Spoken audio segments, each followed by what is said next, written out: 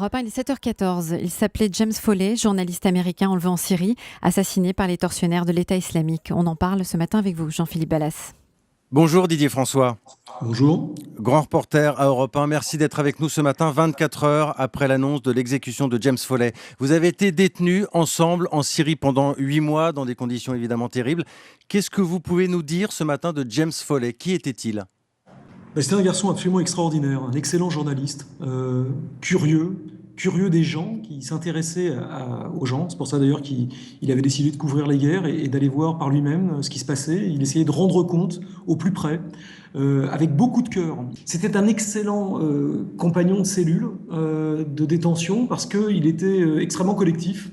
Il était brave, il avait un grand courage, il n'avait jamais vraiment cédé aux violences physiques ou aux pressions des gardiens. Ça faisait partie de ces prisonniers qui, malgré les interdictions, continuaient à réclamer. Et ils réclamaient toujours pour les autres. Du pain, par exemple, quand on avait faim, des tours de toilette supplémentaires.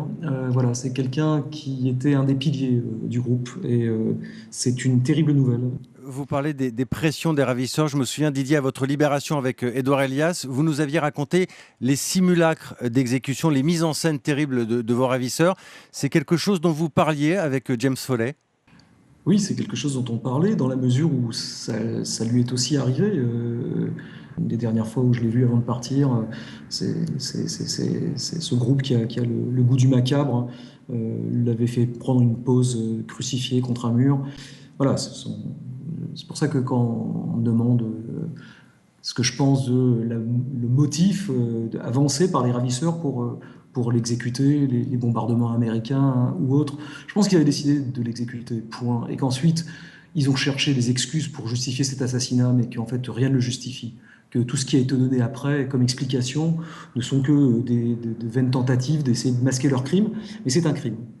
Didier, une vidéo a été mise en ligne. Est-ce que vous avez reconnu l'homme qui a exécuté James Foley? Reconnu est un bien grand mot, je vois à peu près qui c'est. Il y a d'autres détenus, comme vous voyez bien que dans la vidéo, il menace un autre journaliste américain détenu là-bas depuis le mois d'août 2013, Steven Sotloff. Donc Steve, de toute évidence, est le prochain sur leur liste en termes de menaces, en tout cas. J'espère qu'elle ne sera pas concrétisée et qu'il sera libéré. Mais aujourd'hui, voilà, c'est la raison d'ailleurs pour laquelle je n'avais pas fait de déclaration publique à ma sortie, parce que les ravisseurs avaient très très clairement menacé la sécurité des otages restants, celle de James, celle de Steve. Donc, Ils vous l'ont dit clairement, les ravisseurs à votre libération, c'était « vous ne parlez pas des autres ».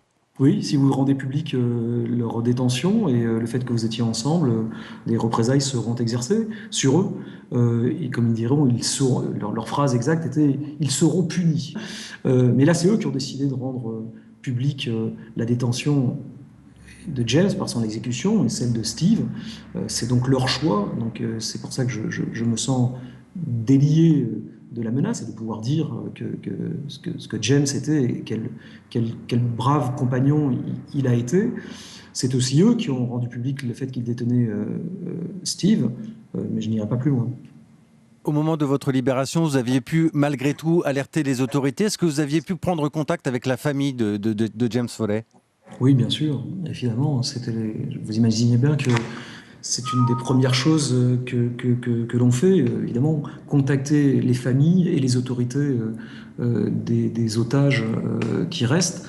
Lorsque mes camarades espagnols ont été libérés, pour ma compagne, la première fois qu'elle a entendu parler de moi de manière directe, avec des mots qui venaient de moi et pas des mots dictés par mes ravisseurs dans une preuve de vie, c'était le compte-rendu qui lui a été fait par mes deux camarades Javier et Ricardo, qui avaient été libérés 2 semaines avant moi. Et pour elle, c'était, après 10 mois d'attente, quelque chose d'extraordinaire. Évidemment, pour les familles, entendre parler de la personne qu'on aime et dont on est sans nouvelles, c'est quelque chose d'extrêmement important. Donc vous pensez bien que c'est une des premières choses que j'ai faites en sortant, c'était de contacter les familles. Une question très personnelle, Didier. On dit toujours, quand on est un ancien otage, que malgré sa libération, il y a toujours une partie de vous qui reste avec les autres prisonniers, ceux qui n'ont pas pu être libérés. Vous avez réagi comment quand vous avez appris la mort de James Foley? C'est une énorme tristesse, c'est un choc terrible, c'est un énorme gâchis. Pensez à sa mère et à son père, qui sont d'une force et d'une dignité absolument incroyable.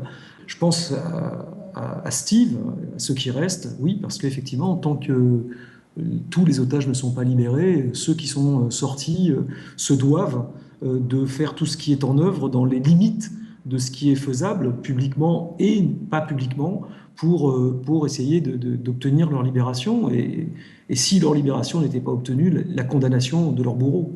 Vous vous êtes dit, ça aurait pu être moi? Oh, il y a très longtemps que je le savais, donc c'est pas franchement la première chose qui m'est venue à l'esprit. Mais c'est effectivement ce qui est venu à l'esprit de mes proches. Je pense qu'ils ont réalisé malgré tout dans cette vidéo la cruauté des gens qui nous détenaient et à quel point ils étaient capables d'aller jusqu'au bout.